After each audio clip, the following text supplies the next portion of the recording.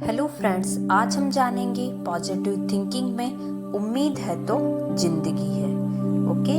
हे ईश्वर, तू यदि कभी विपत्ति देने वाला हो तो मेरा सब कुछ छीन लेना, लेकिन मेरी उम्मीद मेरे पास छोड़ देना। ये किसने लिखा है? ये लाइन नेपोलियन ने लिखा हुआ है। जापान में घटी यह एक सच्ची घटना है।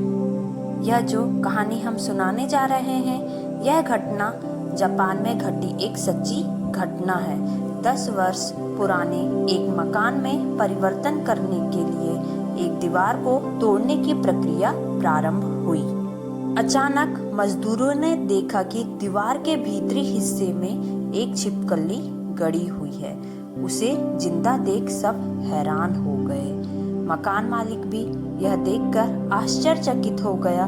10 साल पहले किसी को दीवार पर चुन दिया गया हो और वह जिंदा हो, यह एक हैरत अंगेज बात थी। सब अचरज में थे कि आखिर इस छिपकली को भोजन व पानी कहाँ से मिलता है जिससे वह जिंदा है। कुछ देर बाद सबकी आंखें फटी रह गई जब उन्होंने एक दूसरी छिपकली को मुंह में खाना दबाए आते देखा। दीवार के एक छोटे से छेद की मदद से उसने इस छिपकली के मुंह में भोजन पहुंचा दिया।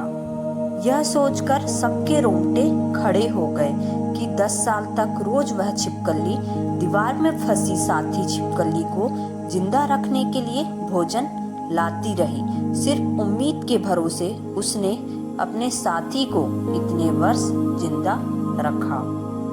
यह अद्भुत कहानी एक अमूल्य संदेश देती है कि जब तक जिंदगी में आखिरी किरण है, शरीर में आखिरी सांस है, तब तक उम्मीद मत छोड़ो। उम्मीद है तो जिंदगी है। आपकी उम्मीद और विश्वास आपके साथ अन्य लोगों को भी जिंदगी दे सकते हैं। साथियों, धन की कमी से बड़ा संकट है उम्मीद की कमी।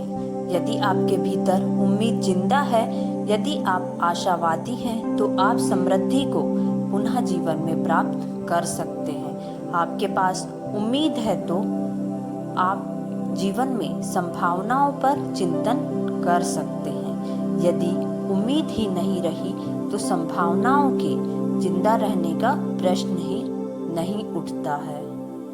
इसीलिए आप चाहे जितनी भी मुश्किलों से घिरे हों, सदा याद रखिए कि दुनिया में कोई भी मुश्किल स्थायी नहीं होती। अपनी उम्मीदें जिंदा रखिए, डटे रहिए। हर रात के बाद सवेरा होना निश्चित है, लेकिन यह भी याद रखिए कि बिना कार्य किए सिर्फ उम्मीद रखने से हल नहीं निकलेगा। उस छिपकली ने 10 साल तक अपनी साथी छिपकली को भोजन पहुंचाने के लिए मेहनत की। चूंकि वह भोजन पहुंचाती रही, इसलिए उसका उम्मीद रखना जायज था। दुनिया में ऐसे अनेक लोग हैं जो घर बैठे यह उम्मीद पाले रहते हैं कि एक दिन उन पर किस्मत मेहरबान होगी या कभी ना कभी उनका भी दिन आएगा। कुछ ऐसे भी लोग हैं जो उम्मीद तो बड़ी रखते हैं, परंतु उनका कर्म उस उम्मीद के अनुपात में नहीं होता, इसलिए वे अपेक्षित ऊंचाइयां प्राप्त नहीं कर पाते। पावर थिंकिंग कहती है कि उम्मीद अवश्य रखिए, परंतु अपनी उम्मीद को हकीकत में बदलने के लिए उतना कर्म भी कीजिए। ये थी पावर थिंकिंग की एक छोटी सी कहानी, उम्मीद है तो जिंदगी है।